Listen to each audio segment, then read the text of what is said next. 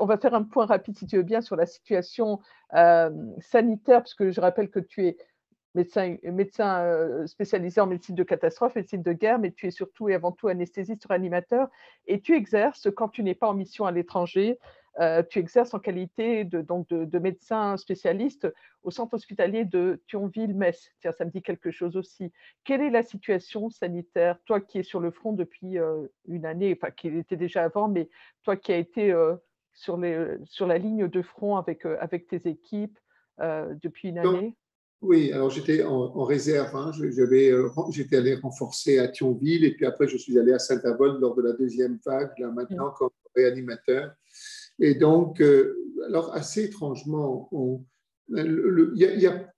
est dans une situation de relative fluidité encore. On est dans une situation de relative fluidité.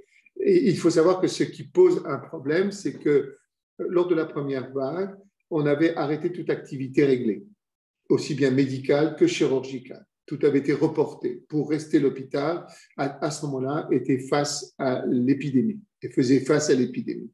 Et c'est vrai que les services de réanimation étaient pleins, que même les salles de réveil avaient été occupées, etc., qu'il avait fallu renforcer les équipes, que les services de médecine et les services de chirurgie s'étaient mis à disposition pour créer des zones Covid, etc.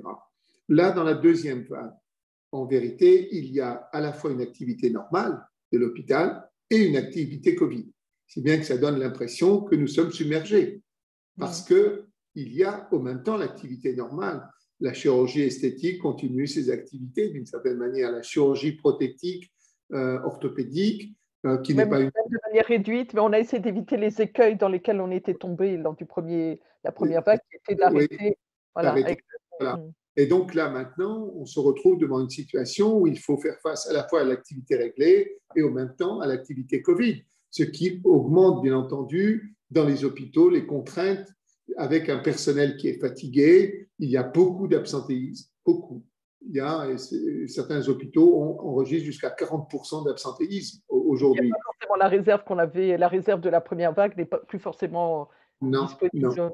Mmh. Et, oui, et donc ça pose un vrai problème. Alors quand on dit oui, attention, nos hôpitaux sont en situation de très forte tension, etc., ils le sont parce qu'il y a cette situation particulière qu'on continue. Bon, j'entends ce matin justement le gouvernement dire aux hôpitaux qui sont dans cette situation de tension, diminuer de 40% votre activité réglée, c'est-à-dire pour laisser plus d'espace, bien évidemment, à là. Donc, ce qui explique véritablement. Mais quand on regarde en termes de Covid, à proprement parler, on n'est pas dans une situation alarmante de tension, etc. On ne l'est pas. On n'est pas. Bien entendu, maintenant, le diagnostic par la PCR est fait systématiquement en très grand nombre, etc. Donc, on enregistre très bien l'évolution de la pandémie, de la contamination, bien plus qu'on ne le faisait auparavant. Donc, on voit une progression très importante, mais parce qu'on fait le diagnostic maintenant, systématiquement sur l'ensemble de la population. Je regrette tout simplement que les campagnes de vaccination mettent autant de temps. Et vraiment, je regrette profondément. Il y a un vrai problème à ce niveau-là. Et je pense que les laboratoires ont une lourde responsabilité et les États aussi. Les États aussi, parce qu'on laisse la main aux laboratoires de produire, d'accord, de produire un vaccin qui a été fabriqué par l'argent du contribuable européen et des États. On a donné des milliards à ces laboratoires et en même temps, on leur laisse la main libre. Je pense que dès lors que nous avons payé, il me paraît normal que les États, d'accord, prennent la main et décident qui fabrique et combien on fabrique. Et ce n'est pas au laboratoire de le décider et bien sûr de nous mettre en situation de contrainte comme ils l'ont fait. On est loin de la vaccination universelle telle que l'imaginait par exemple le président Macron et au contraire, ces campagnes de vaccination n'ont fait que révéler des inégalités territoriales, sociales auxquelles on était déjà confronté dans d'autres domaines. Absolument, absolument. Et moi, j'en veux en particulier aux pays émergents qui sont dans une situation extrêmement difficile et qui sont les oubliés, que ce soit en Afrique. Alors, je ne parle pas de la Syrie, je ne parle pas du Yémen, etc. Aujourd'hui, cette vaccination, il ne devrait pas y avoir de brevet propre au laboratoire.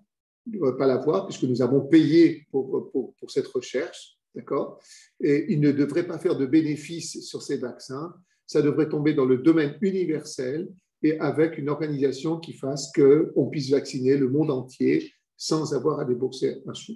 On indemnise les laboratoires à hauteur des frais qu'ils ont engagés, mais dans cette situation de pandémie mondiale, il est inacceptable que des gens puissent avancer des profits qui dépassent les 25 milliards. C'est impossible à imaginer aujourd'hui, en sachant qu'on a donné quelques milliards pour qu'ils le fassent, ce vaccin. Avec ce sentiment de marchandisation du vaccin sur le nombre de livraisons de doses, pas de doses, d'unités, de choses, de spéculation qui font effectivement que les personnes en attente de vaccination ne comprennent pas toujours, effectivement. Et tout devrait se faire sous l'égide de l'OMS, sur le plan international, avec des grandes campagnes de vaccination, une mobilisation internationale pour aller dans les pays émergents, pour vacciner avec des équipes qui vont dans les pays et qui vaccinent partout, en tous les cas, en situation d'urgence, et non pas de se battre pour avoir des vaccins comme l'Italie qui retient les vaccins pour l'Australie alors qu'elle devait leur livrer à l'Australie mais qui décide de les garder pour elle, comme ce que nous voyons. C'est inacceptable.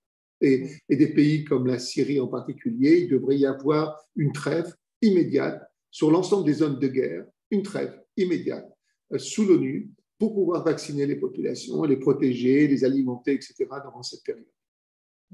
On oublie malheureusement, loin des yeux, loin du cœur. Un souci en chasse un autre. On va saluer en parlant de la Syrie ton ami, docteur Lahna. Je ne sais pas s'il est rentré en même temps que toi, mais vous avez partagé l'un et l'autre, toi particulièrement, un moment émouvant sur les réseaux sociaux, c'est la naissance de cette petite fille. Alors, est-ce qu'elle s'appelle Amel ou pas finalement?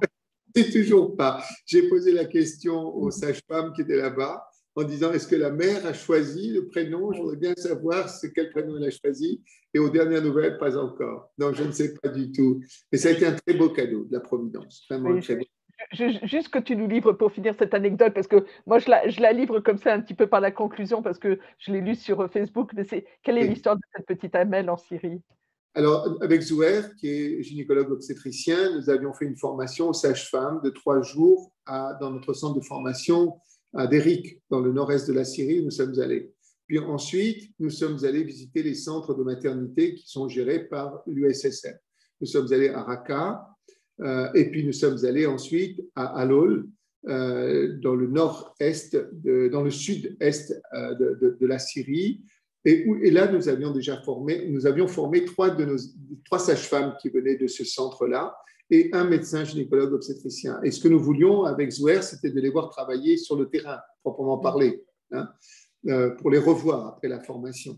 Donc, nous y sommes allés. Quand nous sommes arrivés dans cette ville de Al-Hol, il y avait un problème avec une maternité, enfin une grossesse qui devait nécessiter une césarienne. Et c'était bien, on était là en même temps. Et du même coup, c'est moi qui ai fait la césarienne et c'est Zouer qui a opéré. Et en fait, c'était un placenta antérieur. Donc, il y aurait eu un risque de saignement assez important. Et Zouer a donc opéré. Et en fait, pour moi, c'était 10 ans de guerre en Syrie où j'ai vu que des catastrophes. Et à chaque fois qu'on m'appelait dans les hôpitaux, c'était toujours des situations dramatiques où on voulait avoir mon avis par rapport à une situation. Faut-il opérer? Faut-il arrêter? Etc. C'est ce que j'ai vu pendant ces 10 ans. J'ai vu des malades intoxiqués sur le plan chimique. J'ai vu des horreurs en même temps.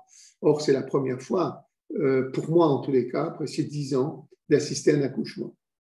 Et et vraiment, j'étais profondément ému quand le bébé est sorti, qu'il s'est mis à crier. C'était un moment assez fort. Et alors, j'ai dit, c'est vraiment un moment d'espérance. Parce que dans cette situation de la guerre en Syrie, un enfant qui naît, c'est en même temps l'espérance, c'est la résilience, c'est le fait de dire que ce peuple a une force encore, puisqu'il donne des enfants. Et il met des enfants en vie, quoi. Et donc, je me suis tourné vers la mère et j'ai demandé à ce qu'on lui traduise comment elle veut appeler son bébé. Alors, elle a fait qu'elle n'avait pas choisi encore. Alors, je lui ai dit, elle pourrait l'appeler Espérance. Comment ça se dit en arabe? Alors, on me dit Amel. Ça se dit Amel. Alors, je lui ai dit, il faudrait l'appeler Amel, comme ça. Et voilà, et c'était un moment très fort, je dois dire vraiment très fort. Et avoir le bébé dans les bras, c'était très, très beau, très, très beau. Et je dois dire merci parce que c'était mon 30e voyage et c'était 10 ans de guerre en Syrie. Et donc, c'était un beau cadeau de la Providence. Merci Raphaël, c'est toujours un bonheur de passer du temps avec toi. Merci du temps que tu m'as accordé. Je te C'est moi. libère même pour ta réunion de 18h30, formidable. Merci. Merci. Tu prends soin de toi?